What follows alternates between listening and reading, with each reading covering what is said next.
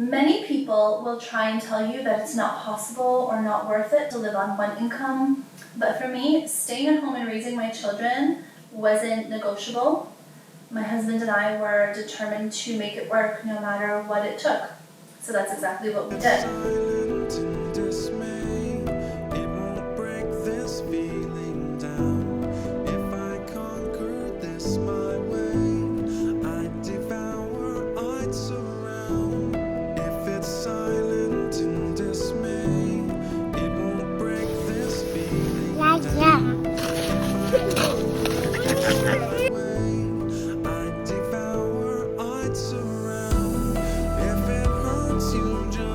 Is bad debt? It's your credit card debt. It's that overpriced monthly car payment for a second vehicle you could do without. Any debt really that accrues interest and gives you nothing of real value in return. Debt that exists because you feel entitled to buy vacations or things that you don't truly need and couldn't even afford in the first place. A mortgage isn't bad debt. Everyone needs a place to live, whether they're buying or renting. But if you're house poor because you took on more, mortgage than you can realistically afford, you're going to struggle, more than you need to. I grew up in poverty. There were many times I had to take on extra jobs, second, third jobs, just to afford something important. And if you're in bad debt right now, that might be your only kind of immediate way out. Sometimes you just have to sort of put your head down and grind it out for a season until you're in a better place. If you could give yourself a time frame, okay, we're gonna do this thing for a year, it actually makes it completely manageable and time does go by quickly, especially when there's an end in sight. And the alternative is just staying in debt forever.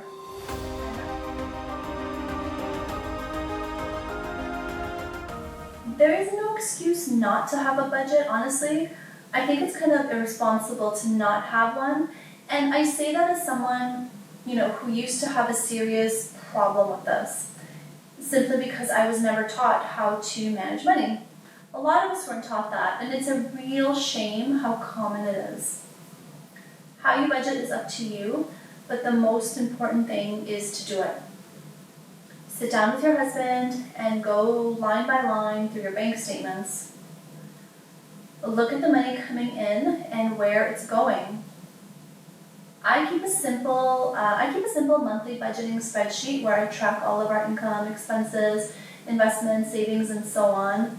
Any extra money at the end isn't an excuse to just spend it. It actually just goes towards paying off debt, into our tax-free savings accounts where it's invested, into our children's education fund, and into our emergency savings fund. As a side note, we recently wiped out our emergency fund due to an actual medical emergency, and I was so thankful we had that money set aside, because the alternative would have been to put it all on credit cards, which would have been a disaster with the interest. You will be shocked to see where your money is going if you've never budgeted before. You will be shocked at how much the little things add up over time.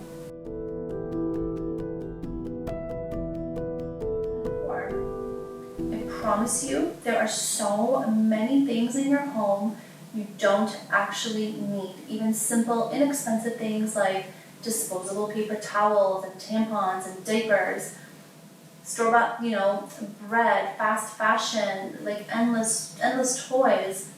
My husband and I make it a point to never buy something new if we can get it used. And when we do buy something new, we wait for a sale. We never buy on impulse. We've been living in our 1860s farmhouse since 2021. Trust me, I'd love to buy all the pretty things to make it look Pinterest-worthy, but that's just not practical or smart. I'd rather save for what I want and wait for it to go on sale or find it used somewhere. We've been renovating this house ourselves. Since we moved in, I basically live next to a construction project at all times. Staying organized has been a challenge because we're slowly working on multiple parts of the house at once. Living on one income will test your patience. because there's no such thing as instant gratification anymore. And that's okay, because really, why did we ever feel entitled to everything in the first place?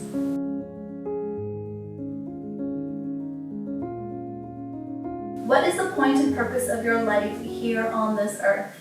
It can't be just to buy things, to spend no time with your family or children during their most critical formative years, and then to briefly, feel something once a year on some expensive week-long vacation. I can't live like that.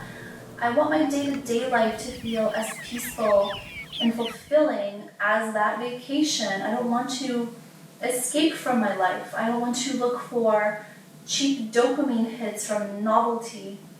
And getting back to basics in every area of life has been the hardest and most transformative lesson I've ever learned. It's completely changed how I see the world. And what it means is clearing out the clutter in my home, cutting back or eliminating screen time for children, encouraging them to use their imaginations and to play, spending more time outside, and most importantly, returning to basic, wholesome nutrition in the kitchen. It doesn't have to be complicated. Our mothers didn't struggle in the kitchens and with homemaking the way that we do. And it's not just because they had community and support, which many of us, definitely lack, but it's because they weren't bombarded with all the noise and the schedules and the complicated meal planning that we deal with now for some reason. I used to spend hours in the kitchen. I'm a food blogger, so that makes sense, and I love cooking. I'm passionate about nutrient-dense foods. But when I became a mother, I had to simplify drastically, and I had to learn to meal plan properly. And that just changed my life. Now I can cook from scratch, and it's just not a big deal. I can make sourdough bread and fermented foods and everything else I love. But it's done in this scheduled and streamlined way that just makes it so manageable. And I could talk about this for hours because it's really, really, really changed my life, and it's allowed my family to thrive without feeling deprived in any way. So my point is to start with one area and start with your kitchen. And you know what? After your mortgage or your rent, groceries are probably where most of your money goes. And you'd be shocked at how much money we waste. Because we don't know how to shop and cook smarter. No one's taught us. I've saved my family thousands of dollars on groceries alone. Look, things are hard. And the truth is that they're not going to be getting easier anytime soon. I'm talking about the world, I'm talking about the world in general.